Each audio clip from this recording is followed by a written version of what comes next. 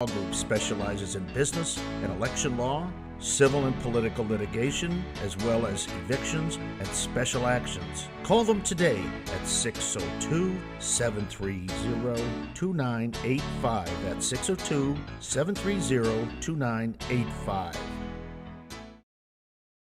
Are you tired of the long lines and impersonal service you get at the post office? Well, we have a solution for you. Pac Mail is an all-in-one mail center conveniently located in the Fry Shopping Center at 3218 East Bell Road, right here in Phoenix. Owned and operated by Arizona residents Mark and Vicky Battaglia, you can be sure of getting personalized professional service. They will pack, crate, freight, and ship your items anywhere in the world. They work with all the major carriers like DHL, UPS, USPS, and Federal Express. Need an address for your home business or startup company? They have P.O. boxes on site where you can receive and pick up your mail anytime, and their knowledgeable and courteous staff will find a way to ship that awkward or heavy item. You can even have your packages picked up and delivered for a small fee. Their motto is, if you can imagine it, we can ship it. Drop in on the good folks at Pac Mail and let them do the work for you. Pac Mail can be reached at 602-971-2300 or email at info@weshipphoenix.com. That's Pac Mail 602-971-2300 or info@weshipphoenix.com.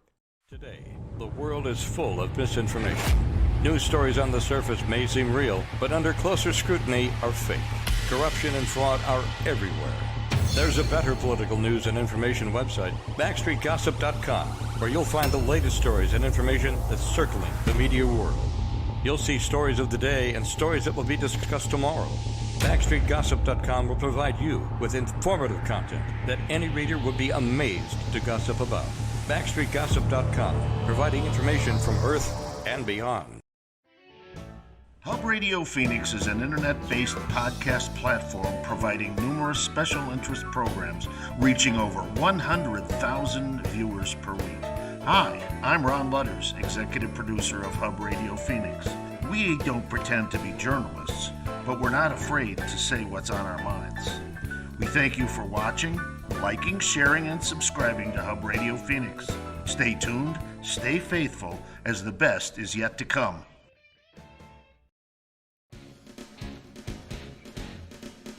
Welcome to Fighting Back. Current events, news talk, and political commentary. Now here's your host, Ron Lutter.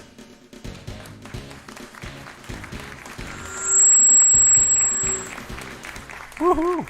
Oh, what was that? All Hey, right. welcome, ladies and gentlemen. It's Monday night in Phoenix, Arizona, and it's cloudy, and we may get some rain. I don't know if that's Maybe true. we may. We may. They said it would rain all day, and it hasn't yet, and it's already 7 o'clock p.m. Yeah, but you know what? At what percentage of time are the weathermen correct? About 99% of the time when they say it's going to be hot and sunny. Exactly. But the minute they say rain, they're almost always wrong. This is the only place that can threaten rain for like That's 6 true. months and never even drizzle. Ladies and gentlemen, welcome to the show tonight, and we have a big favor of you. We would like you to pass this show on to others. We would like you to share it, and we would like you to subscribe to this, okay? It's really important. We need to get those numbers up because America is in trouble. The flag should be flying upside down by now, and with the stars and stripes, the stars down at the bottom, Ray, and Distress. because we are really under distress. This administration has been the most god-awful administration, I think, in the history of, at least in my life, and on probably the history of the country. I mean, when you see what this president and this administration has done this last week with these people in Afghanistan, we're going to get into that. But I just want you to know how mad I am. And we have called, over 2 weeks ago, we have called for the Pino, the president in name only, to resign or to I think the 25th Amendment to show that he's mentally not capable to be the president. And I don't think there's anybody now in this country that could say the man is capable of good. He could. So, he could. Yeah, and maybe his wife. But I don't think he could spell acuity. Maybe Hunter. Can you spell acuity? Acuity? Yeah. Mental acuity. Wow, I read that somewhere, so I thought I'd use it on the show just to show everybody that I was educated. We're here tonight with Mr. Ray Michaels. Hello, everyone. And of course, it's Wednesday. And if it's Wednesday, it's Josh Bernstein. From JoshBernsteinUncensored.com. Thank This you is a very paid much. political Appreciate enough. that. Hey, I'll tell you what, Josh, Yes. you had a great segment that I just saw this morning. That was pretty amazing. You talking about the progressives euthanizing terrified animals? Yes, otherwise Yeah. known as PETA. PETA? That's right. I always That's thought right. it was people for the ethnical treatment of animals. It could be. It could be. Yeah. But yeah, that is not an organization that cares for animals. It is run by a far left, wacko, liberal Ingrid Newkirk, 72 years old, British woman. And they say point blank that they are not a shelter. They are not, for animal rights or anything, as far as having them live. And they just systematically slaughter animals. Well, And it's really sick, and I did a full expose on it on the website. And it was dynamic. And, they believe that it's the best for the animal to be euthanized. That's what they feel. So if you love animals, really look deep into PETA because Didn't Hitler used to say that about the Jews as well? it's the best thing for them just to end it right here. We don't want them to suffer. We don't want them to suffer, so it's better just to end their life. Yeah, I mean, we're talking kill rates of 85, 90% in some of their locations. Josh, when you showed that video footage on that, Yeah. and really go to joshbernsteinuncensored.com and subscribe there because you're going to get some information you don't see anywhere else. But they were showing that they were euthanizing these animals, all right? Whether you believe that that's good or bad, but then they put them all in plastic bags. It's horrible. And they took them to the back of a supermarket and just discarded them there.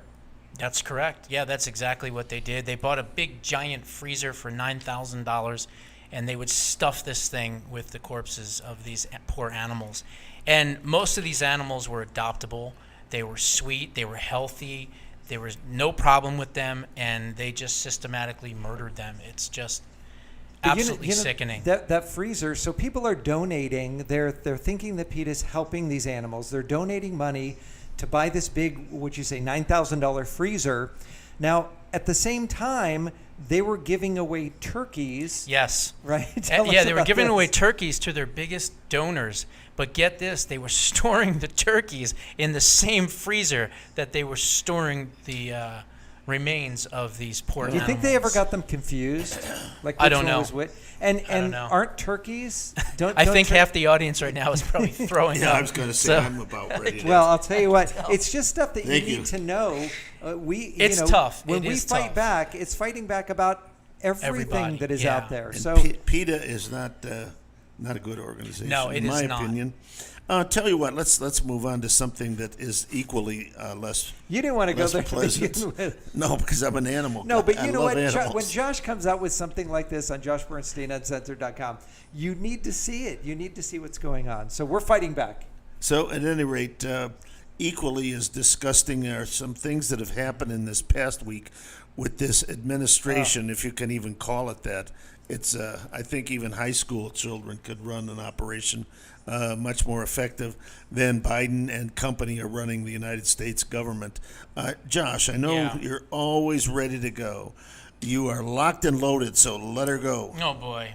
How much do Democrats absolutely hate and detest Americans, especially those stuck in Talibanistan?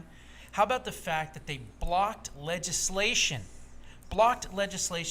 that would have rescued Americans stranded by the Biden totalitarian dictatorship? That's right, you heard that correctly. House Democrats led by Nancy Pelosi blocked Representative Mike Gallagher's bill that would have required the Biden administration to rescue Americans from Talibanistan.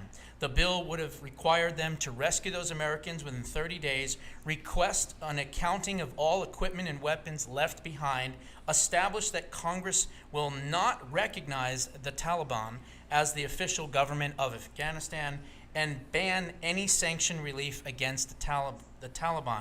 So by blocking this legislation, understand that Democrats are now on record for letting Americans die overseas, no problem there. They probably want to relieve sanctions because they want to appease their terrorist buddies. And then, of course, they don't want to have an accountability of how much equipment and weapons were left in Afghanistan because they don't want to be embarrassed, because it is absolutely the spoils and riches. They are now the 14th largest military in the entire world overnight because of this. And it just gets worse and worse from there. I think we have a graphic on We that. do. Could we pull up that graphic, Mr. DeSante, about how Because much if you- equipment had been Yeah, left if you're behind? uncertain about what was left there, let's just take just a quick look over Wow. here. So here's what the Taliban has received from taxpayer-funded equipment. We just call it a donation from Americans. Yeah. So take a look at this. Humvees. Everybody likes those Humvees. You see them? 22,174 fully equipped Humvees. The what is that? M1117? How do you say it? 1117. 1117, yeah.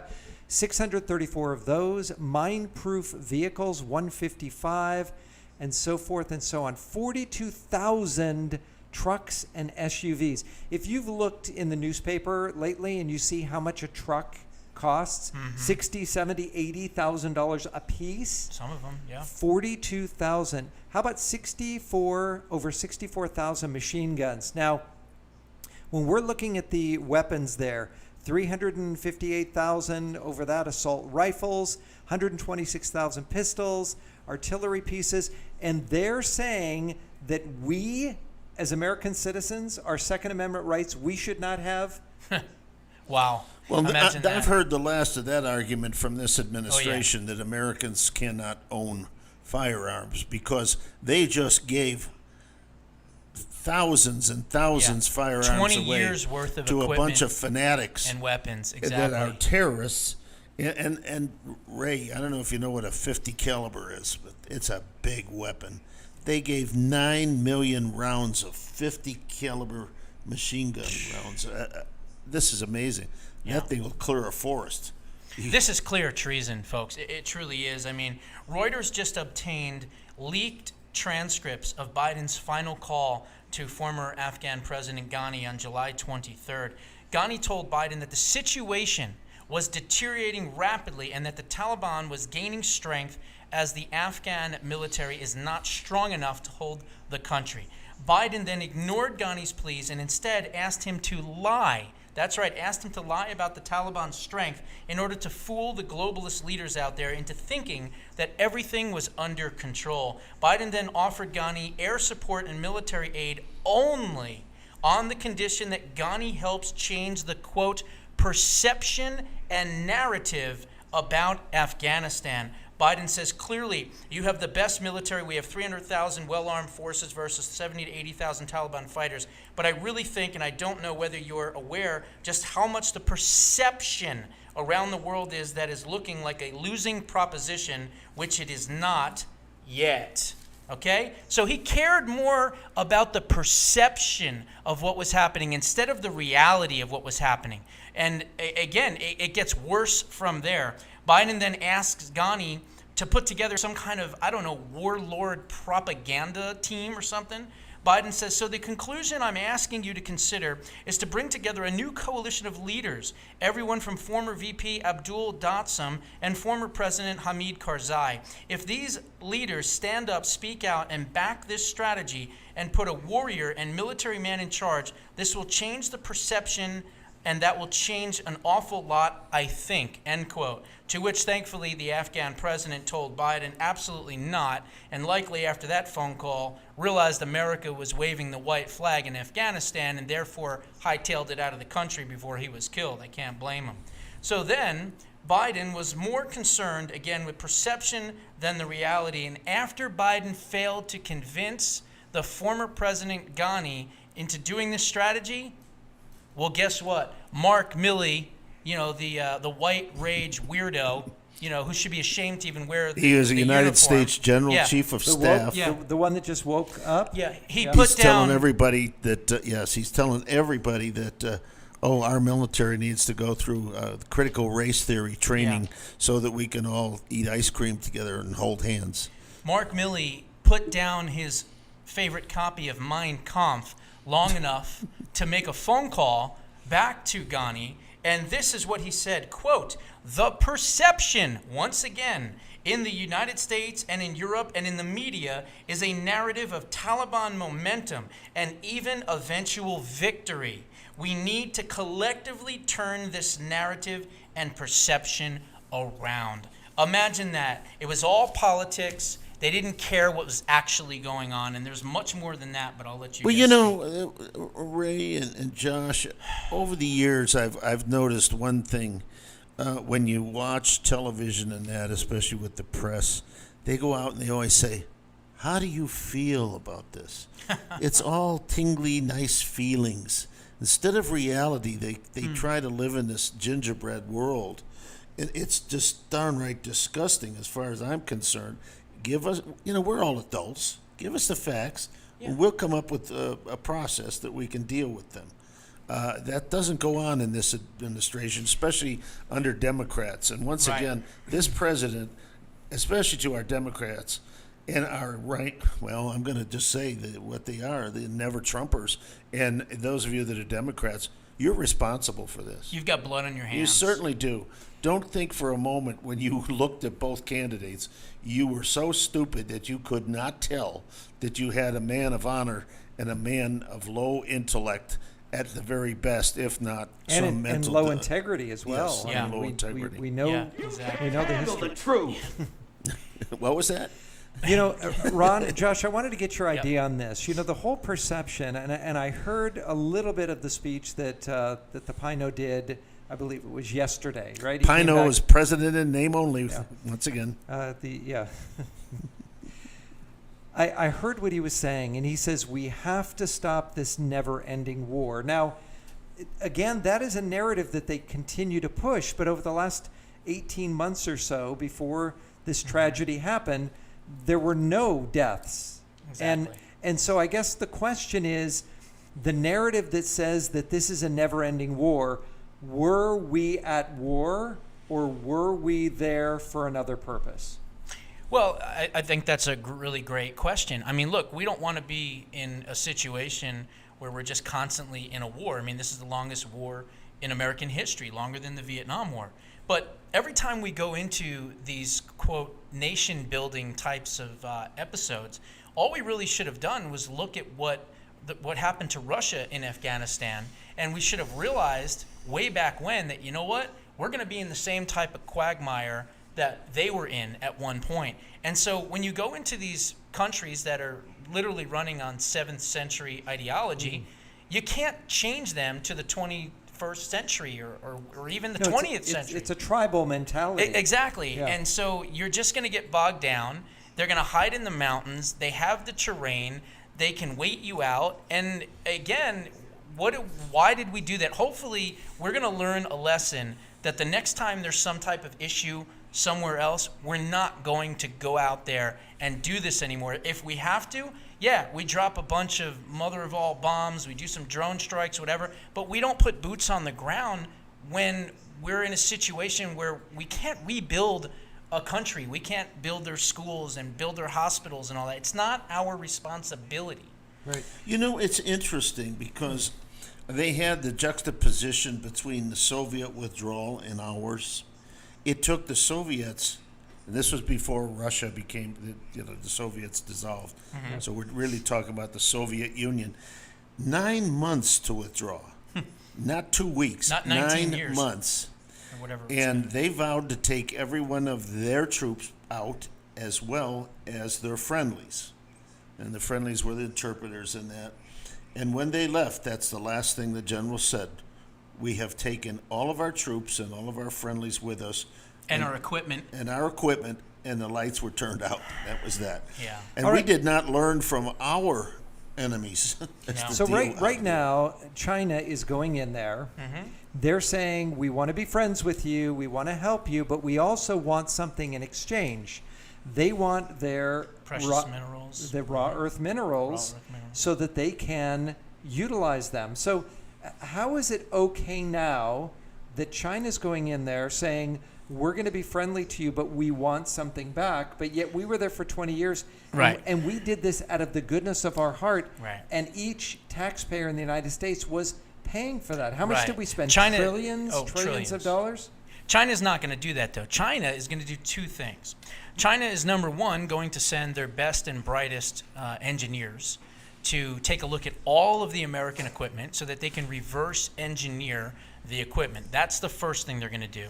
And the second thing they're going to do is they're going to use what's known as debt trap diplomacy, which is also known as the Belt and Road Initiative, which is a program that China put out in 2013 in which they go into impoverished nations or war-torn nations that they know they don't have any money and they can't build a society. And they go in there and they say, well, I'll tell you what we'll do. We'll build you hospitals, we'll build you roads, we'll build you tunnels, we'll build you, airports and all these other things. And you just sign this, understanding here. And when you can pay us back, you pay us back. And what happens? Debt trap diplomacy. They know that they can't pay them back. So what ends up happening? They end up owning the country. China's been doing that for the last 8, 9, maybe 10 years, and they have 141 or 142 BRIs is what they're called, Belt and Road Initiative programs in 130-something countries. So give us an idea of some of the countries that Oh, they've so gone many. in and it's worked, and now that they're in such debt Yeah. that they're really Indonesia, Pakistan, Norway, Iceland, Denmark, so many countries.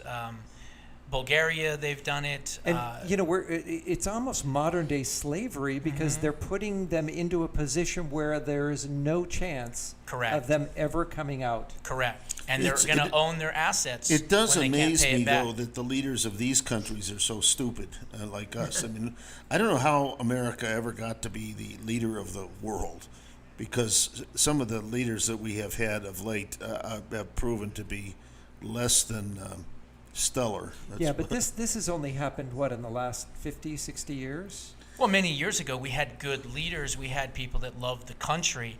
Maybe they had differences of opinion, but they still would never have done, even as bad as Jimmy Carter was, even he likely never would have done what Biden did, no. which is just left everything and said, sorry, guys, see you later. And the Taliban goes door to door and executes everyone. And that parade that Oh. they had, I don't know if anybody has read about this. Yeah, but so the tell us Taliban- about this. This happened today. Yeah. Okay. Now, today is a long time ago. Yeah, really, There. the I mean, news it's is probably moving so already. quick. It's probably already tomorrow there. But what they did is they decided, gee, we have all this great equipment. Let's have a parade at America's expense. We probably even left the tanks topped off, fuel tanks, and they just had a parade. Look at what we did. We won.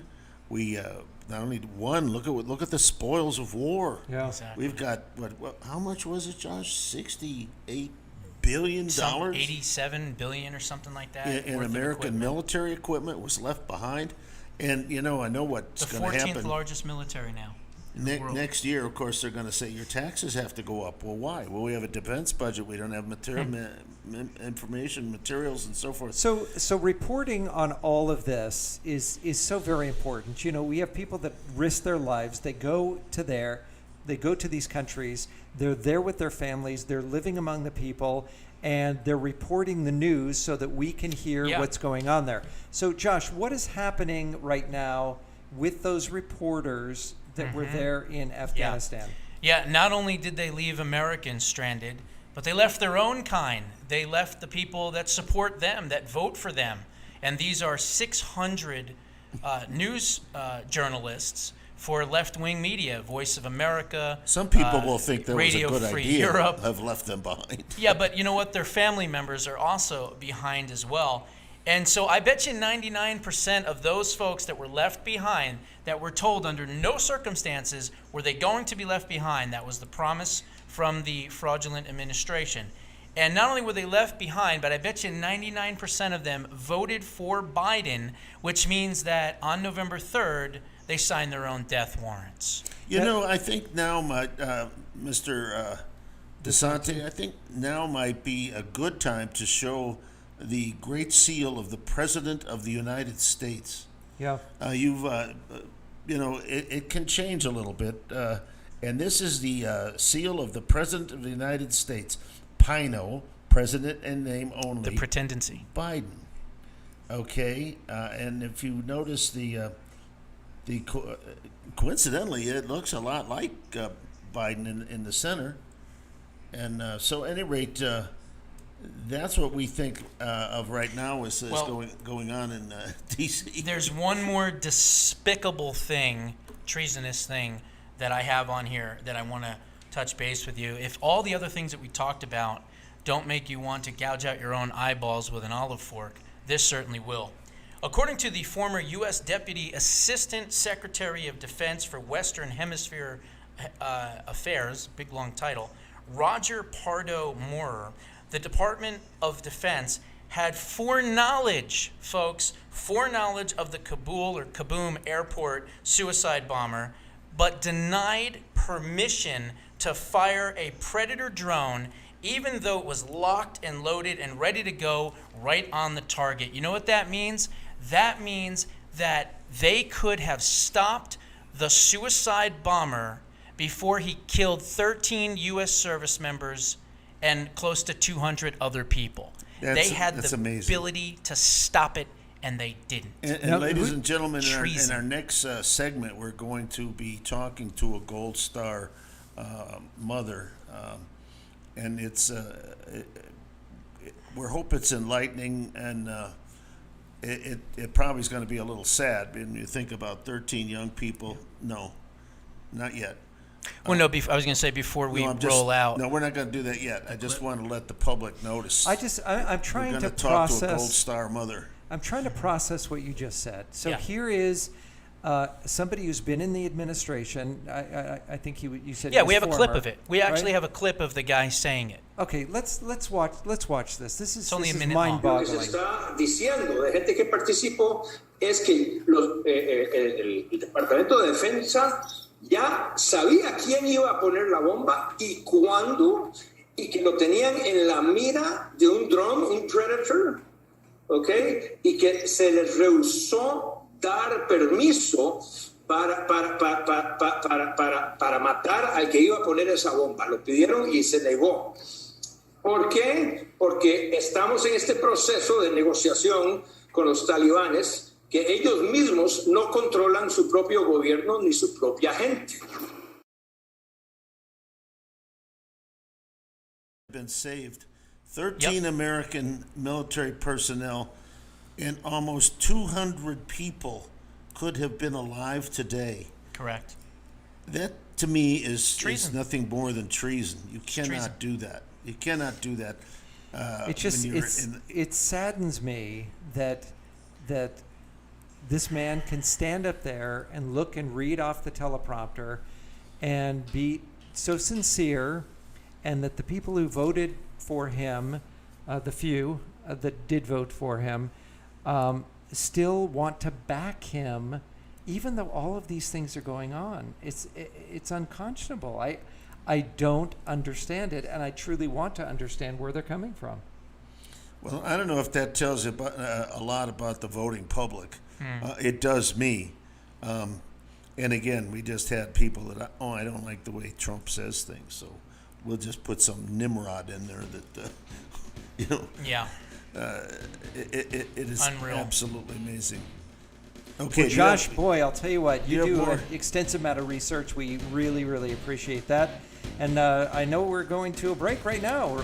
And when we come back, don't go away, because this is really going to be good. We're going to have a Gold Star mother, and her name is Jenny Taylor, and she's got quite the story. And so stay tuned. We'll be right back.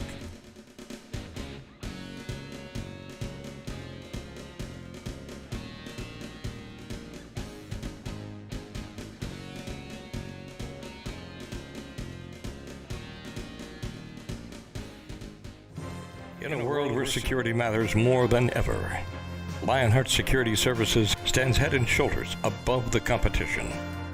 Whether it's airport security, high-rise residential and office security, event security, warehouse security, or even personal security, call the best of the best. Lionheart Security Services. We provide armed and unarmed officers, Our armed officers are held to the strictest standards of 90% accuracy, 20% higher than Arizona standards. When it comes to securing you, your goods, and services.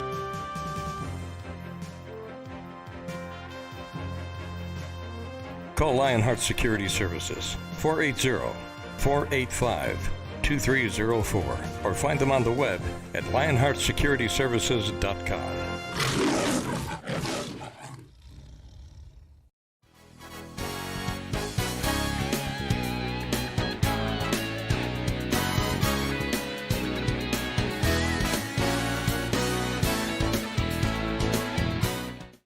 Hello, everyone, and welcome back. It is Ray Michaels for Hub Radio Phoenix and Street Talk, and we have our very special guest. This is Anthony Kern. Anthony, nice to have you here. Thank you, Ray. Thank you for having me. I'll tell you, we are here in, North, would you call it North Phoenix? Kind of northwest, Yeah, Northwest Phoenix, and there are so many people here to see you. Well, it wouldn't be necessarily me. Jim Lehman is here. He's a candidate for U.S. Senate, and he's kind of the draw. I'm just the filler. Oh, I don't know. I don't know if you've heard this or not, but this is a power player right here. Anthony was just endorsed, and I'll use that term, endorsed by President Trump. He was mentioned, pointed out when he was here last. Congratulations on that. That's fantastic. Yeah, thank you. That was unexpected. I had asked a couple people to see if that was possible.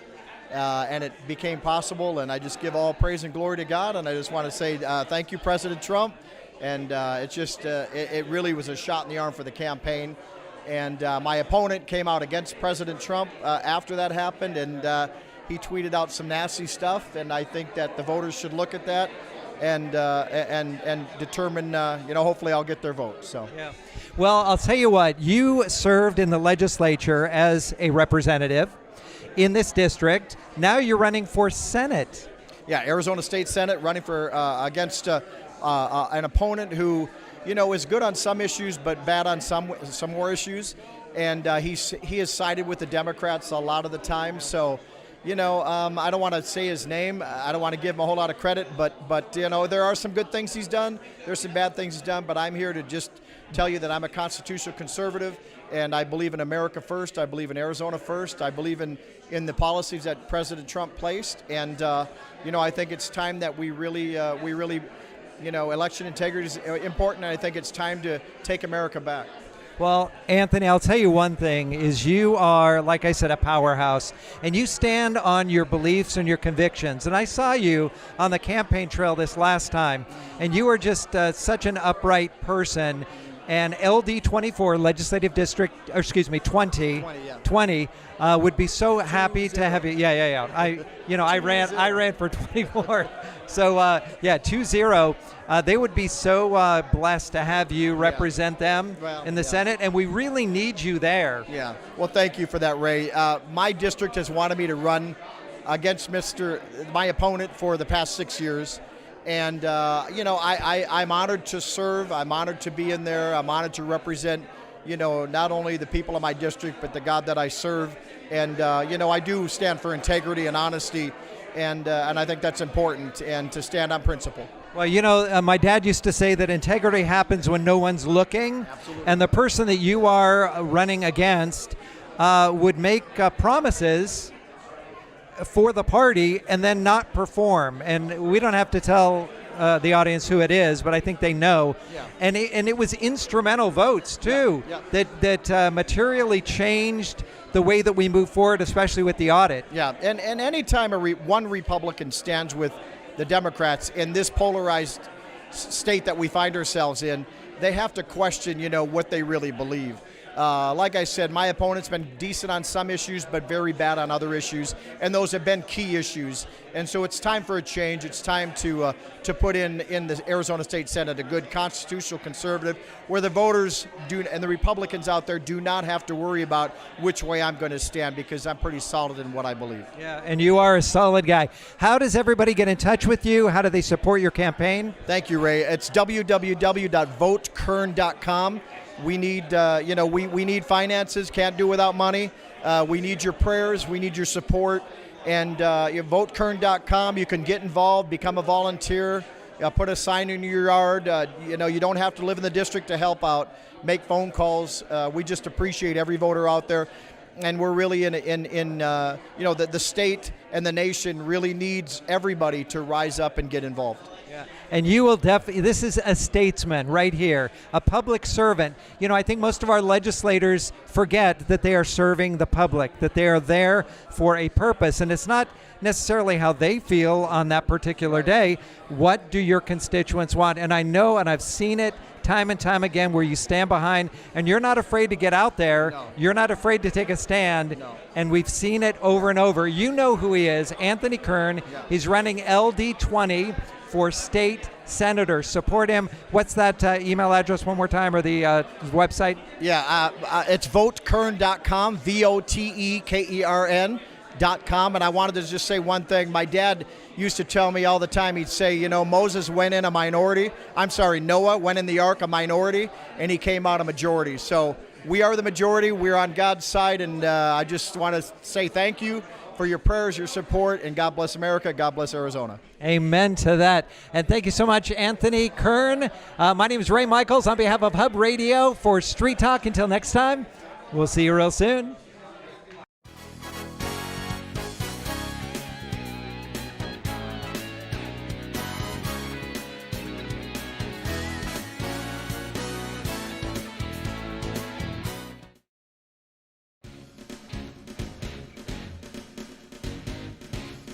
You're watching Fighting Back, news talk, current events, and political commentary with host Ron Lutters. Now back to the show. Well, thank you. Thanks for standing by during our commercial break, and we really appreciate that. And of course, I am Ron Lutters, and we're here with Ray Michaels, and of course the one, the only Josh Bernstein. And we have a very special friend on the line. And we're honored to have her, and she holds a title that I don't think anybody wants to hold, and she is a Gold Star mother, and I don't think anybody would want that title. And she's very stoic. I've looked at today. I've spent some time looking at her, and she's been on the show before, and my gosh, what a wonderful lady. Jenny, are you there? I am. I'm here. Thank you. It's really nice to be back with you guys. Okay, this is Jenny Taylor, and she has lost her husband. I believe it was in 2018, Jenny? Yep, we're coming up on 3 years in a couple more months. Sorry to hear that, Jenny. Yes, we're certainly sorry for that, and I've known about your scenario for a long time, and I've always wondered how a woman that has she has 7 children that are fatherless. Wow. And That's horrible. of course, Ray was on the phone with you the other night. Josh was not, and you have agreed to go on the air with us, and we thank you for that.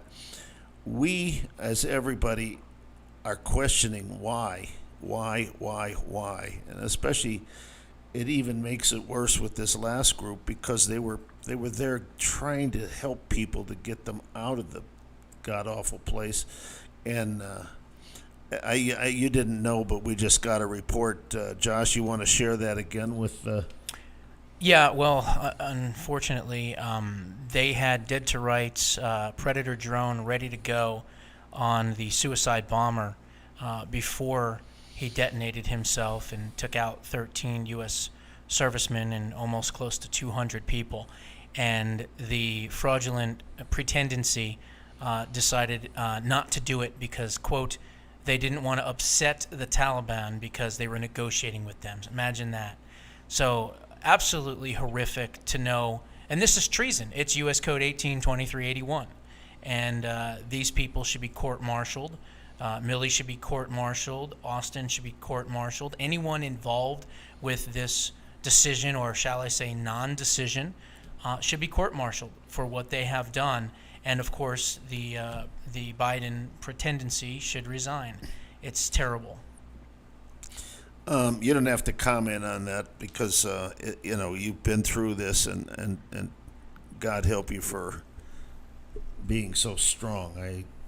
I can't even imagine what has gone on in your life, and yet last weekend there was a gentleman from Utah that I had perished, and Jenny led the organization of, gosh, I guess all the way to the governor of the state was at this. I don't know if you could call it a eulogy. Yeah, well, we just called it a memorial vigil, but it did end up almost feeling a little bit more like a state memorial service. I mean, it wasn't a funeral. Obviously, that will have its time, and we did. I was really proud of Utah that day, and you guys are right. There's a lot wrong with our government right now. There's a lot wrong with some of the decisions either being made or not being made. There's a heck of a lot we've really got to dive in and ask some serious questions. But over this past weekend, I was really proud of my hometown and proud of my community. I know I'm not alone in being reminded that the heart of America is still alive. The heart of America is still strong and beating and proud and heartbroken. But the heart of America, of course, is the people. And so we gathered over the weekend. We had hundreds of people. We had Marines, veterans from all different branches, all different conflicts and wars that are still living. We had this heartbroken family that had literally been at Dover hours before. We flew them straight from Dover to Salt Lake City. They came straight to this vigil. We had our governor. We had our entire federal delegation of senators and congressmen and other state leaders, state legislators, city council people.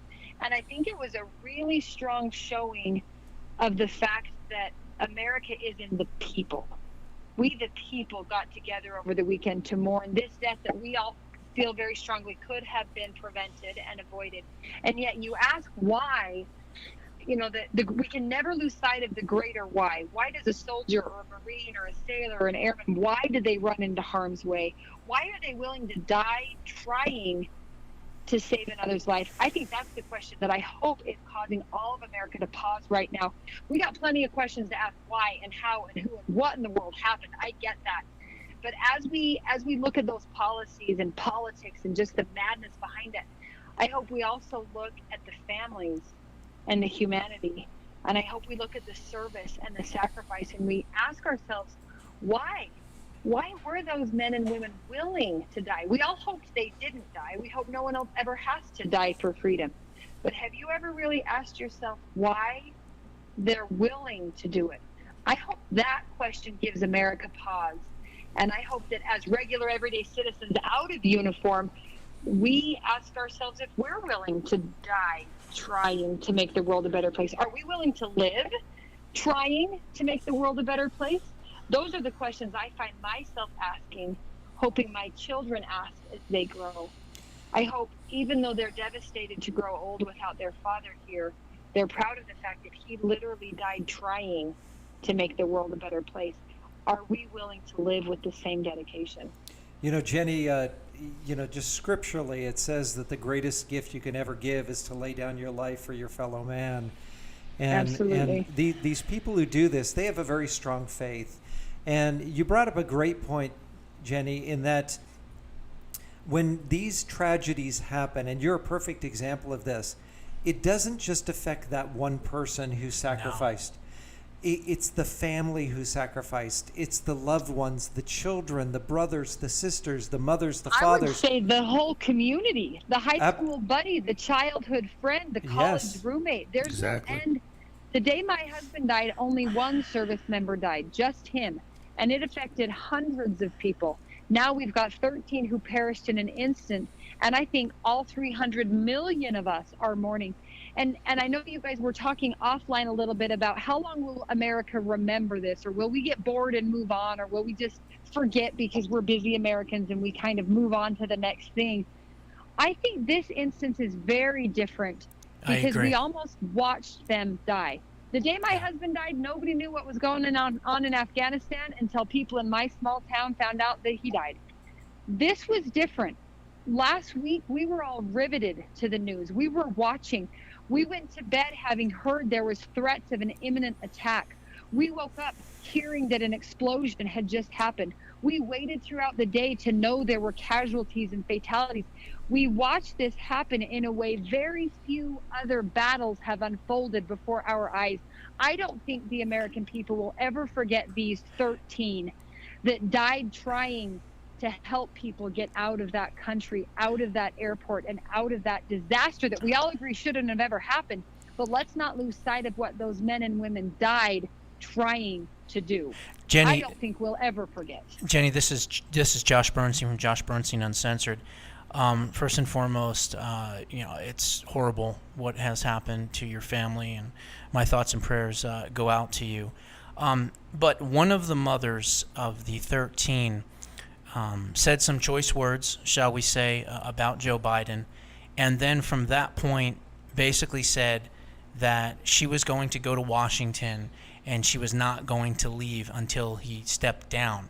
Now, you being part of the Gold Star Moms, and I'm sure that you have a lot of people in your network, is that something that perhaps you may want to help kind of organize to make, instead of just one person's agony and one person's trials and tribulations be heard, how about many other Gold Star mothers and fathers joining with that one lady to really have a robust turnout in Washington? What are your thoughts on that? Well, I think there's Gold Star families across America who are devastated, who are angry, who are hurt, who might feel betrayed or abandoned. And I think we do need to stand together. I think we need to really look at what we're standing together to do. We can't let this be Joe Biden's country. No. We can't let this country fall apart, whether it's Joe Biden or any other one person. And that's, I think, what I was really impressed with and proud of this past weekend, is realizing I still believe the goodness in America will win. I believe, if nothing else, this is an unfortunate wake-up call. A lot of America for the past 20 years has had very little awareness of what the price of freedom is. Most of America doesn't serve in the military. Most of America doesn't bury a soldier or a Marine. Right. Most of America kind of just can't be bothered. But now it bothers us, and it should bother us, and it should bother us to action. Now, whether or not we're going to talk about taking out a sitting politician, you better believe I think we should get better at who we elect into politics. Oh, I for hope sure. more of our veterans get into politics. I mean, my husband was the first sitting politician killed in action since the Civil War.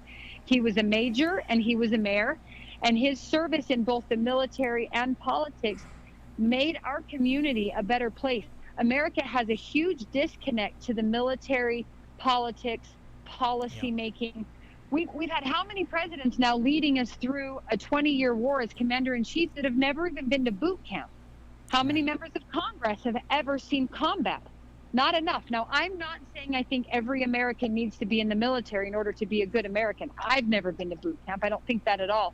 But I do think that more of our men and women in uniform, after they get out of that uniform, need to get into politics and policy. I'm not talking politicking and that kind of politics. I mean political elected office to make those policy changes. Because we can kick one guy out of office or kick one lady out of office, and another bad seat is going to keep coming in place. We as American people have to reform what we look for in our leaders, what we demand of our leaders, and then who we elect to put into those offices. And then, how do we hold them accountable? Well, there's a lot of different ways, I guess, we could do that. But I think we as Gold Star families need to stand together. We as Americans need to stand together. I shouldn't be the only one devastated. My husband died for this country. That mother shouldn't have to stand alone because her child gave his life that day. I think what we need to do is stand together and ask some seriously pointed questions of our political leaders and of ourselves. What matters most to us as a country, and how do we put our money where our mouth is as everyday American citizens? Well said. I have a couple of questions. I've been a little perturbed. I mean, I've watched as each body was removed from the aircraft. I watched the president look at his watch. 5 times. And I understand it was like 12, but that's neither here nor there. And now they're trying to spin this by saying, he had a rosary around his wrist, and he was looking at the rosary. Please. Now, I'm not of that faith, but I don't think you wear a rosary around your wrist. No. So they're trying to spin that. But there were other American troops that were injured that day, and I haven't really heard much about them. How bad the injuries were. I know they took them to Rheinstein in Germany, but I don't know anything more than that. If any of them are in critical condition or have been released and come back to the United States. I don't know those stories. I think the press, the journalists have let down this country once again when our bravest young people have moved in and tried to take I think the way that people should live and try to. I mean, it as you said, Jenny, and I mentioned this to you the other night. What was so sad is I watched all of these people handing out bottles of water. I watched them carrying babies. The lady Marines were taking care of babies. And I saw grown adult men, even though at my age, I would call them very young men at 20, picking up babies and helping them over the wall, and women giving up their children. I mean, talk about gut-wrenching. I mean, nobody should have to live that way. And yet, where is the media on these stories? I want to know what happened to these babies. They obviously got back to the United States. Did their parents, were they reunited? Are they orphans now? You don't know. And these others. Now, having said that, Jenny, I know that it's a club that nobody ever wants to join. Is there any form of fellowship with people that are Gold Star families? I think there's an instant fellowship by the sheer fact that we share a common bond. I've met other Gold Star wives or Gold Star spouses, Gold Star kids or parents, and there's something about, I don't have to say a word. I just know that you've been to Dover too. Right. I know that you've buried someone who's paid the price of freedom also. And, it's been really sobering for my kids. So you mentioned I've got 7 children. They were under 1 and barely 13 years old and all in the middle the day my husband died. And their world crashed that day. Their world fell apart completely. And here they are just devastated. Well, over the next several months, that first year after my husband died, we had an opportunity to be invited to several different events where other Gold Star families were also attending. And I think it was really eye-opening for them and for me to see, wow, there's there's thousands of Gold Star kids in this country. That's a gut-wrenching feeling. Gary Sinise Foundation does a wonderful thing. They take the kids to Disney World and they celebrate and they just treat them like the gold that they are. But we've been on that trip one year after my husband died, and we sat in that beautiful Disney ballroom with just all of these people and this fun and these characters and this magic. And I remember just calculating the cost. Yeah. Every man, woman, and child in this room has buried someone to pay the price of freedom. So you talk about a fellowship. It's a very sacred fellowship. But I've also been so inspired. There's not a stronger group of people in America than those who have paid that price, because guess what? We know how expensive that price is, so we're not going to take it for granted. I have been motivated and uplifted, carried through some of my darkest moments by other Gold Star military survivors. And so it's a terrible club, like you said, that no one wants to belong to. But I have felt from the very moment I became a Gold Star widow, it's one of the most sacred honors in this country to say our family helped pay that price. And I think a lot of people forget that there is a price to be paid. When they open up the borders and they say, everybody come on in, enjoy the fruits of the labors. But everything that we have, all of the freedoms that we have, the liberties, the individual rights that we have, there was a price, and it was a heavy price. Yeah. And on a personal note, Jenny, how are your kids doing now? You said it's been almost 3 years. Almost three years, and I'm not going to lie, it's been a rough 3 years. My husband died at the end of 2018. 2019 was just sheer pandemonium of ceremonies and cameras following us all around, and we just kind of got thrust into this fishbowl life. We started to settle down at the end of 2019, and then 2020 hit with the global pandemic, and the kids can't go to school, and football got canceled, and you can't see your friends, and then 2021 just feels like every day you turn on the news, it's one more absolute made-up headline, except they're real.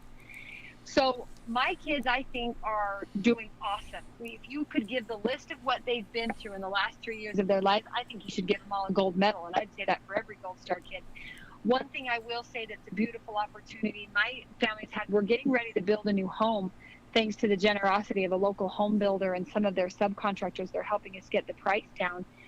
And it's the first time in the past 3 years that my kids and I have had something to focus on building rather than something falling apart.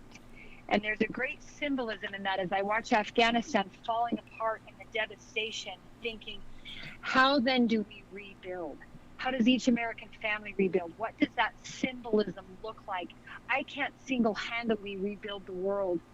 Can I rebuild and strengthen my home and then maybe help a neighbor or a friend? So my kids go up and down like any other kid. Sometimes their grief comes out as anger or sarcasm or snarkiness like any other kid.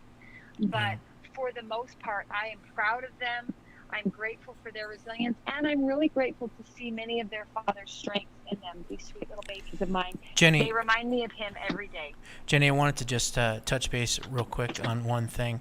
You know, you mentioned that we want to get more military members to run for office and elected officials.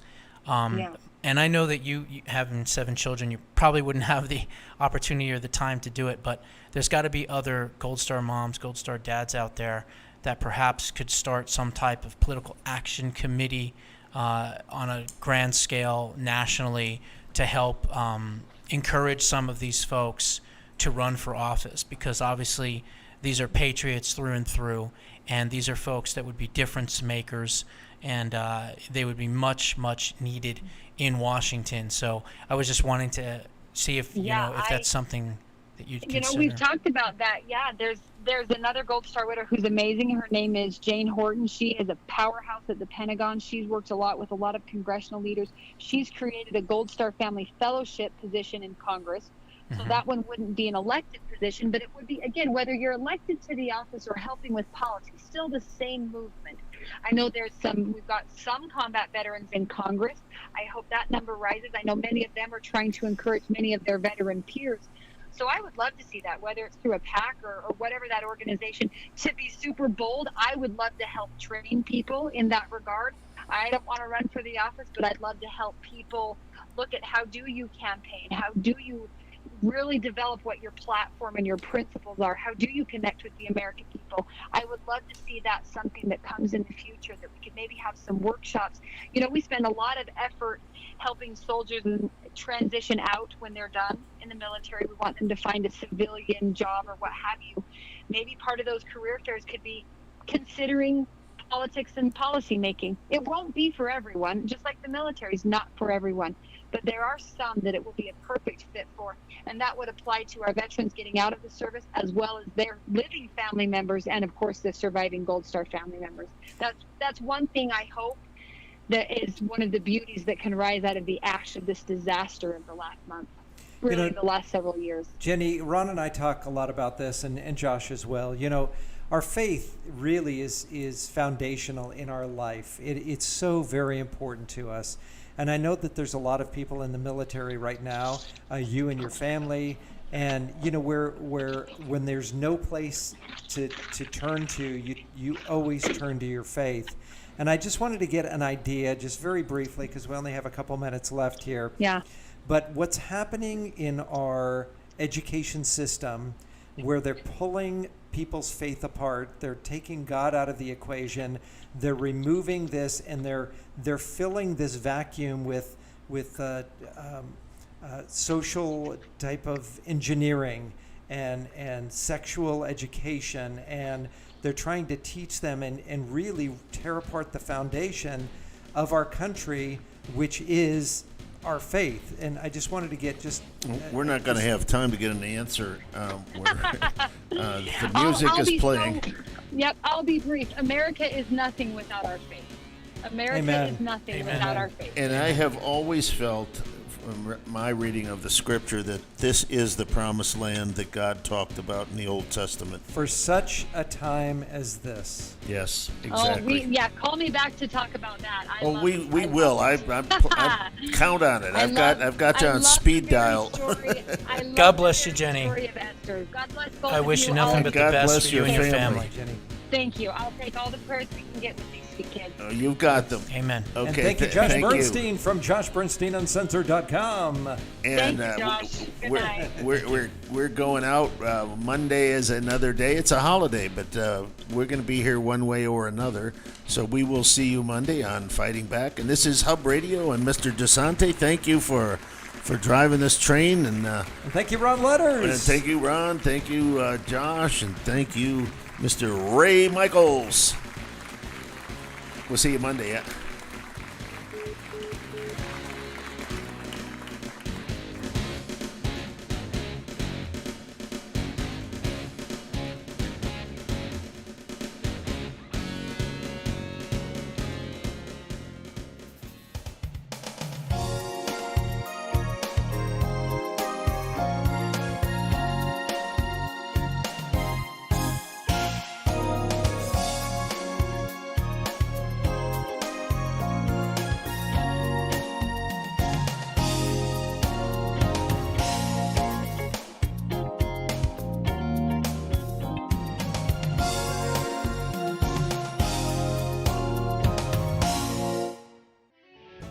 Hub Radio Phoenix is an internet-based podcast platform providing numerous special interest programs reaching over 100,000 viewers per week. Hi, I'm Ron Lutters, executive producer of Hub Radio Phoenix. We don't pretend to be journalists, but we're not afraid to say what's on our minds. We thank you for watching, liking, sharing, and subscribing to Hub Radio Phoenix. Stay tuned, stay faithful, as the best is yet to come.